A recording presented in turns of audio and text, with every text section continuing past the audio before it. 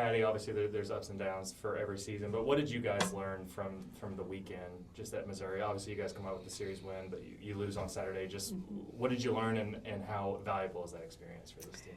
We learned that we were going to lose a game, so that was important to have happen eventually. We learned that the fans are really, really good. We felt that environment. It was interesting to feel it from the other side. And it definitely made a little bit of a difference, I felt. I think maybe we came out, we got the run rule, we came into Saturday like, we got this. We got taught that we need to work on some rhythm control and so forth. And on Saturday, we just were giving up too many hits. Our defense was trying to stop it, but if our pitching staff gives up 3 runs, we should be able to win a game, and that's something that was a little bit frustrating. And I just felt Saturday we came out almost the same way. There was there was rain, we got moved around. It was a little bit frustrating, some of the stuff going on.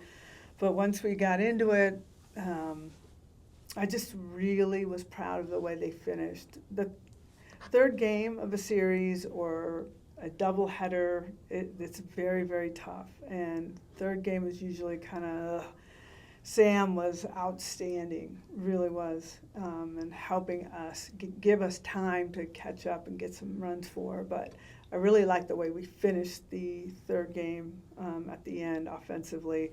Some really new names having some great execution.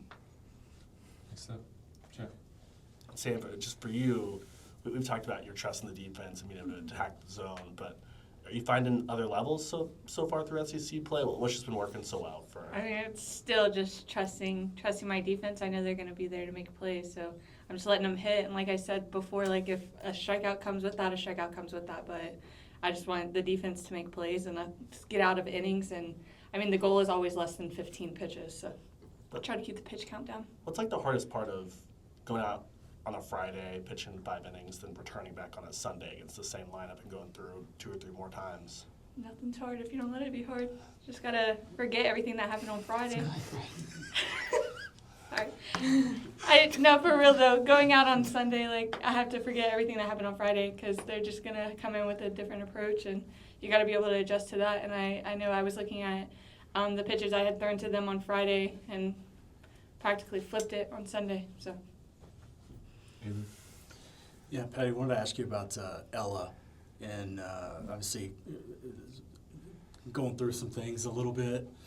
How do you feel about how, one, things are going for her at the plate, and 2, just the way that she's, approaching it, working through it?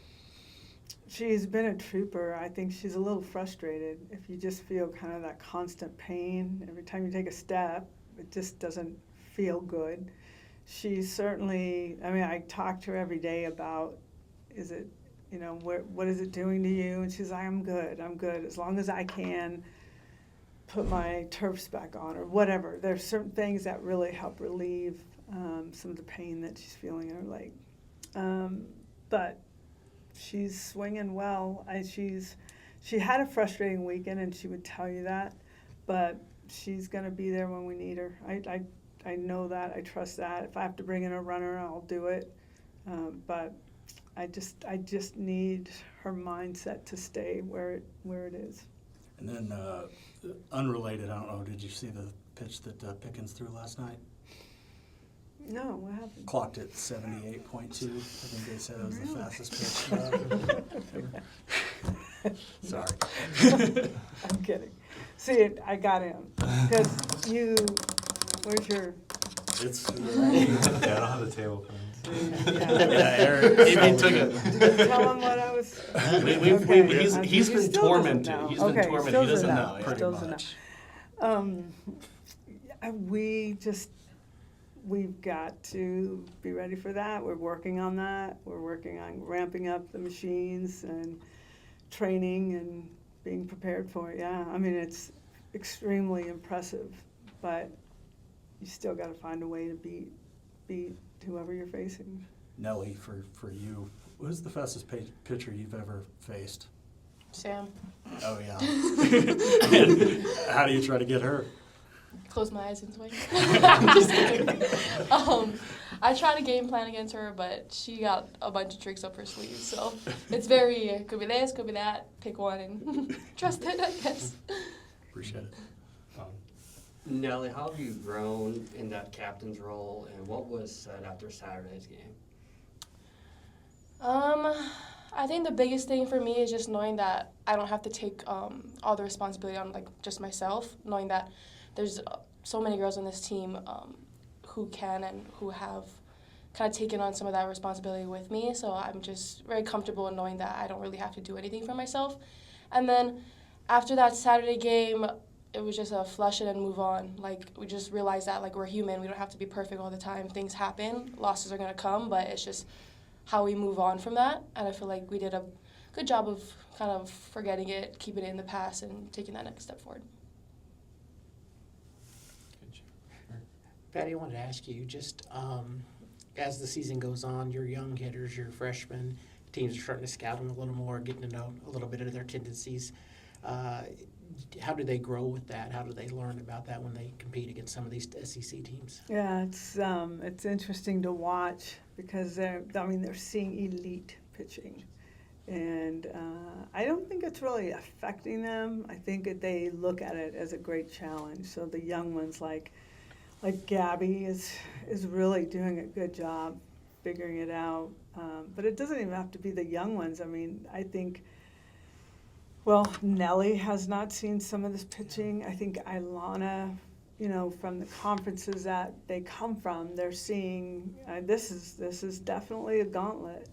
And I think people underestimate Missouri. They're a good team. They are a good team, and we felt that.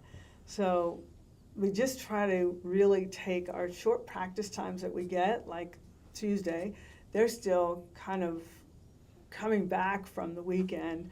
So usually Tuesdays are kind of a slow day, but I felt the work ethic today at a different level than normal Tuesdays. I think we're really excited about going to Wichita and really getting our game on the way we want, getting our swings off the way we want. That will prepare us for the weekend.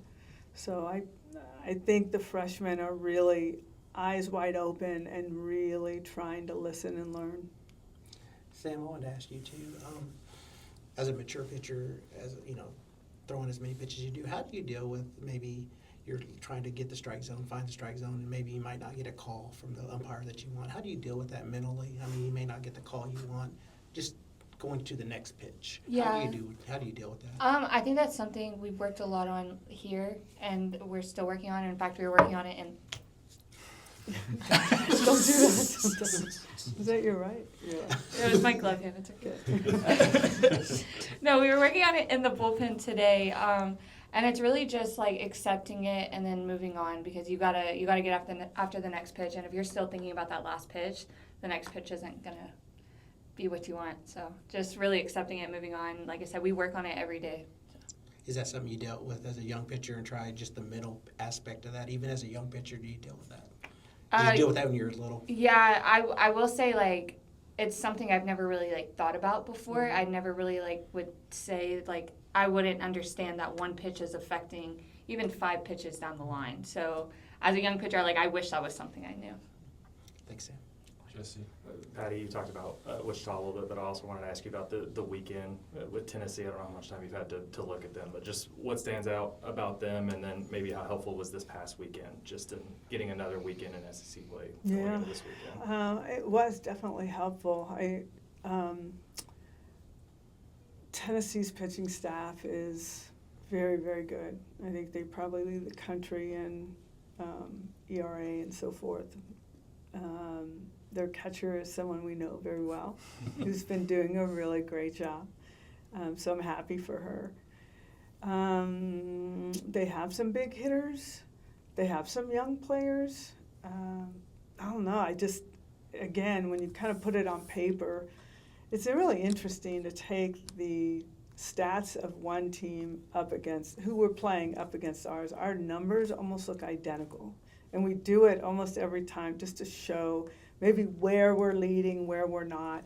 Tennessee is the same exact. They might have a little more, maybe a few more strikeouts, but we have a few more home runs. Like, it's kind of like that. We were going to pack this stadium. It's going to be a night game. There's lots of festivities, and so I really hope that we embrace the crowd and they're caught up in this night game, and we just have a lot of fun. We now know how to play in front of our crowd. It took us time to figure that out.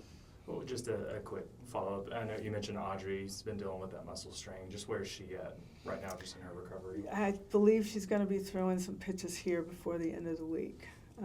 Short count, and just see how we're doing. Nelly, this is what Coach was talking about. How have you found just each week you're preparing for another elite pitching staff that goes 3 to 5 arms deep? How has that just been for the lineup as a whole, just like being able to dive into one staff, but it's still 5 pitchers that are very dangerous, that kind of thing? Yeah, I mean, we kind of take it pitcher by pitcher, and we kind of also relate it to the teams that we faced before. So, for example, like the pitchers that we faced for Missouri, Arkansas, we can kind of use what we learned there, add them onto what we're learning on for Tennessee, and then, like Coach said, just getting in the cages and working on each pitcher individually. Avery?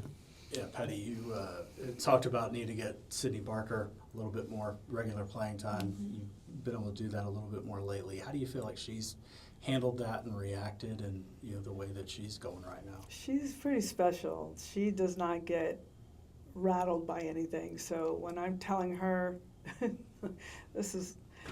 she's like, where do I work at in pregame? I'm like, work with the infield, get your first baseman, and so she's working with us, and then JT's like, I want Sid in right field. I'm like, okay, now you're going to right field. You're going to start out in right field. She's like, oh, let me switch my glove. Okay. She's just very unassuming. She just wants on the field. She's always been like that. Just, I'll do anything. I don't care where you put me. Just give me a place. And she's been doing great in both positions. So, yeah, I'm really happy with that. Appreciate it. Patty, I wanted to ask you, how much fun has it been to see the women's basketball program do what they've been able to do? And Yeah, I went to the game yesterday, so it was kind of cool to see. We never get a chance, so I was really excited to see. They're so good, and they play as a team. They've got everything. It looks like they have just about everything covered, so I'm really excited for them. I heard they got a big-time commit, so that's a game changer for your program. And I believe they're going to go to UConn and beat them. I do. After watching what I saw, they're pretty dominant. So this is, Jenny and I have had this conversation, just how we all really, truly root for each other. When they do well, and everyone's talking about OU basketball, they're talking about OU. And it's in the ears of recruits, and it's in the ear of whoever, right? So when they fall in love with different programs, it gives us a better opportunity in recruiting as well. We're all helping each other that way. So I really enjoyed the game. It was really fun, and I really am looking forward to following them, going deep into this, and hopefully getting into that championship game. Bob, you need anything? We got chat. I was just building on that. When you've got what you guys have done, Jenny, KJ, Audrey, like, what does it mean just as an athletic department that it feels like the entire women's side of OU athletics is rocking and rolling? There's some bad women coaches out there that work. We work. I know that about KJ, Audrey. I know that about all of us. We work hard, and the goal is to outwork your opponent, whether it's recruiting, whether it's practice, whether it's game, whatever it is. We've got a plan, and we work. And recruiting is the name of the game. I think we all know that. And the work that we put into recruiting is absolutely exhausting. But if you want a great program, you got to get great players that fit your program. And if you don't work hard for it, someone else will. So we all get it, and we all root for each other from afar. We don't really get to talk to each other very much, but we are definitely watching what's going on. It's inspiration for our team as well to watch championship settings in other sports. I got to go to the women's national championship volleyball. It was amazing, and it just gives me goosebumps to think about it. And a friend of mine connected me with, it was Ohio State, right? It was Ohio State For this, for the women's volleyball. I think Louisville this past year. It was, who won it? This year. Come on, you guys are sports writers. What are we doing? It was at Louisville. I know. I was. Louisville, Penn Was it State. Nebraska? Penn State. Penn won. State. Penn State. Penn won. State. Yes, let's go.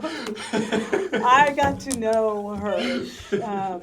She's battling cancer, and we kind of got connected, and we've been text friends, and hopefully she'll come out to a game, and I can go out and watch volleyball. I don't know why Ohio State was on my mind, but it was really, really cool to watch women's sports all over grow. Volleyball is growing big. And as is softball, basketball, and women's sports has really become something that people want to watch because it's good. It's athletic. It's exciting. Players are totally into it. Coaches are coaching their tails off. It's just, it's enjoyable to watch. That's how I look at it. And not that the men's sports are not enjoyable to watch. It's just having built this program and being over at Reeves Park with 50 people in the stands and thinking it's the greatest thing I've ever seen, to seeing what is going on now is just, I never in a million years thought that I would be witnessing what I'm witnessing, and it's amazing to feel like you might be a little part of helping that stuff grow. So.